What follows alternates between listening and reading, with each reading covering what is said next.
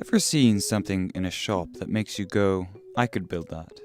Check out a small revolution in 4th South Leinster Street, Dublin, Ireland called Make Shop. So what is it?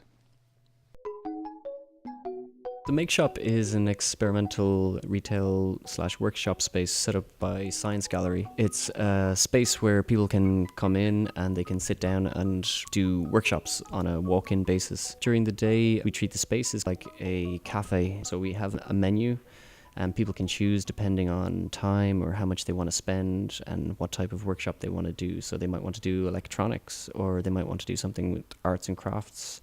And we have a range of different workshops that will suit whatever they want to do. We also have evening classes, which are more about longer term engagement. So we would do after the shop is closed, so they'd be more geared towards adults.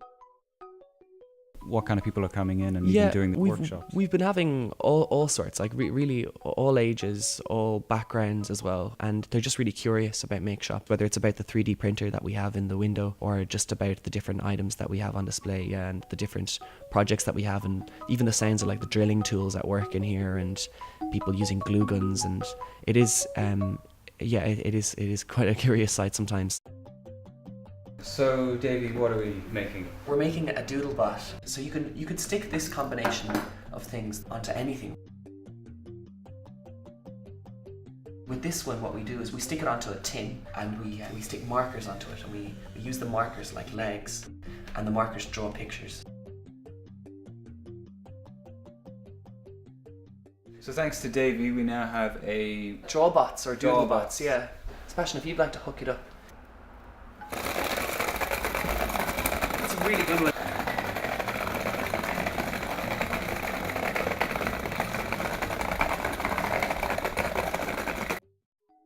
The maker movement is something that's been kind of really building up over the last few years, just with magazines like Make and a lot of blog websites and websites such as Instructables, where people are able to share projects of what they've done and share instructions and show other people how to make things, and using the internet as a way of sharing knowledge and as a type of show and tell, as an exhibition site as well. Tins or cups, there's different things that you can kind of use. What's your name? My name is Stephen. I am making the mono speaker today. It's pretty cool. It's not too complicated, but there's a few finicky parts. Trying to keep everything in order without losing it's a bit difficult. I'm Vicky. I'm making the stereo amplifier. Got 2 speakers. Pretty interesting, just trying to get everything lined up and make sure it's the right way around and stuff like that, but it's pretty interesting. I'm Rachel and I'm making a buzzer game.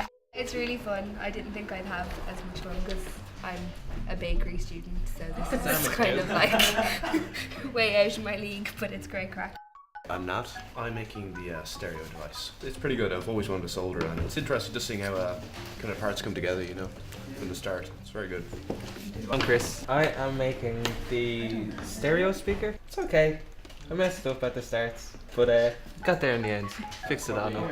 Yeah, no, it's good fun. And what's your name? Diane. And what are you making? I'm making the bike fly. Yeah, it was actually really easy.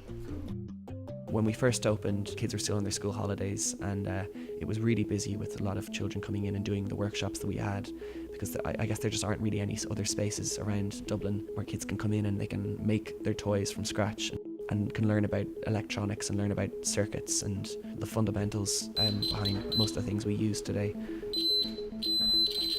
What's amazing is seeing how intuitive a lot of it is, and how most of them pick up on what would be the best, maybe, or most functional design quite quickly. They all seem to come to it themselves. It's really a whole ethos, a way of feeling more empowered about the things that we surround ourselves with and the objects in our environment, and actually getting back to a certain sense of being able to make things and going against the modes of production that have been in place for the last 50 years. The idea of black boxing technology and planned obsolescence and mass production in general, which they really don't want you to understand the things that you're using. They want you to just, buy more. And that's kind of part and parcel of the whole production process. So I think the idea of the maker movement is really just about taking back control of the things that we use on a daily basis.